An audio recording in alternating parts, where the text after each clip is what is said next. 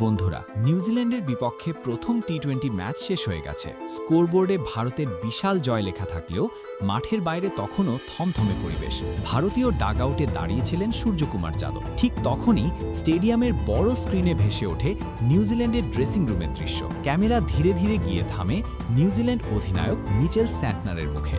ভেজা চোখ, স্তব্ধ দৃষ্টি, সবকিছুই স্পষ্ট করে দিচ্ছিল এই হার শুধুই একটি ম্যাচ হার নয়, এটি মানসিকভাবে গভীর আঘাত। ভারতের কাছে এমন একতরফা হারের পর নিজেকে আর সামলাতে পারেননি স্যান্টনার। ম্যাচ শেষ হতেই তাকে আবেগে ভেঙে পড়তে দেখা যায়। তবে ঘটনা প্রবাহ এখানেই থেমে থাকেনি। পোস্ট ম্যাচ প্রেজেন্টেশনে মিচেল স্যান্টনার ভারতের ব্যাটিং শক্তি নিয়ে এমন কিছু মন্তব্য করেন যা মুহূর্তের মধ্যেই আন্তর্জাতিক ক্রিকেট মহলে আলোচনার কেন্দ্রে চলে আসে। বিশেষ করে রিঙ্কু সিং এবং অভিষেক শর্মাকে নিয়ে তার বক্তব্য ভারতীয় সমর্থকদের হৃদয় ছুঁয়ে যায়। স্যান্টনার স্পষ্টভাবে স্বীকার করেন, ভারতের ব্যাটিং পরিকল্পনা নিউজিল্যান্ডের সব কৌশল সম্পূর্ণভাবে ভেঙে দিয়েছে। তার মতে, চাপের মুহূর্তে যেভাবে রিঙ্কু সিং ম্যাচ শেষ করেছেন এবং শুরু থেকেই অভিষেক শর্মা যে আক্রমণাত্মক মনোভাব নিয়ে খেলেছেন তা যে কোনো আন্তর্জাতিক বোলিং আক্রমণের জন্যই ভয়ঙ্কর। তিনি আরও বলেন, ভারত এখন আর শুধু স্কিলের জোরে জয় পায় না, তারা মানসিকভাবে অত্যন্ত শক্তিশালী একটি দল। এই দলের বিপক্ষে সামান্য ভুলই ম্যাচ থেকে ছিটকে যাওয়ার জন্য যথেষ্ট।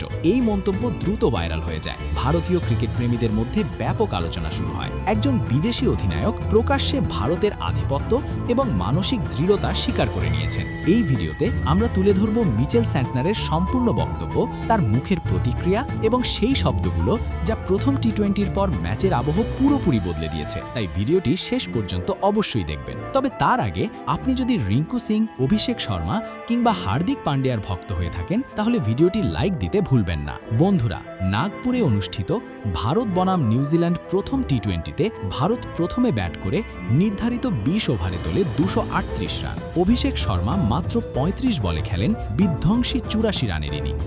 শেষ দিকে রিঙ্কু সিং 20 বলে অপরাজিত 44 রান করে ইনিংসকে আরও ভয়ঙ্কর উচ্চতায় নিয়ে যান। 239 রানের লক্ষ্য তাড়া করতে নেমে শুরু থেকেই চাপে পড়ে যায় নিউজিল্যান্ড। আর্শদীপ সিং এবং হার্দিক পান্ডিয়ার সুসংহত বোলিংয়ে একের পর এক উইকেট হারাতে থাকে কিউইরা। ম্যাচে আর কখনোই ফিরে আসার সুযোগ পায়নি তারা। টি-20 বিশ্বকাপের আগে এমন বড় ব্যবধানে হার নিঃসন্দেহে যে কোনো দলের জন্যই মানসিক ধাক্কা। সেই চাপটাই স্পষ্টভাবে ফুটে ওঠে মিচেল স্যান্টনারের কথায়। তিনি বলেন, আমি একেবারেই আশা করিনি ভারত আমাদের বিরুদ্ধে এমন পারফরম্যান্স করবে। আমরা সবসময় ভারতের জন্য বিশেষ পরিকল্পনা নিয়ে নামি, কিন্তু অভিষেক শর্মার মতো ব্যাটসম্যান সামনে থাকলে সব পরিকল্পনা অর্থহীন হয়ে যায়। যদি তাকে প্রথম 2 ওভারের মধ্যে আউট না করা যায়, সে ম্যাচের নিয়ন্ত্রণ পুরোপুরি নিজের হাতে নিয়ে নেয়। স্যান্টনার আরও যোগ করেন, অভিষেকের ইনিংস একজন ক্রিকেট প্রেমী হিসেবে উপযোগ্য ছিল, কিন্তু একজন অধিনায়ক হিসেবে তা ছিল অত্যন্ত কষ্টের। আমাদের বোলাররা কার্যত অসহায় হয়ে পড়েছিল।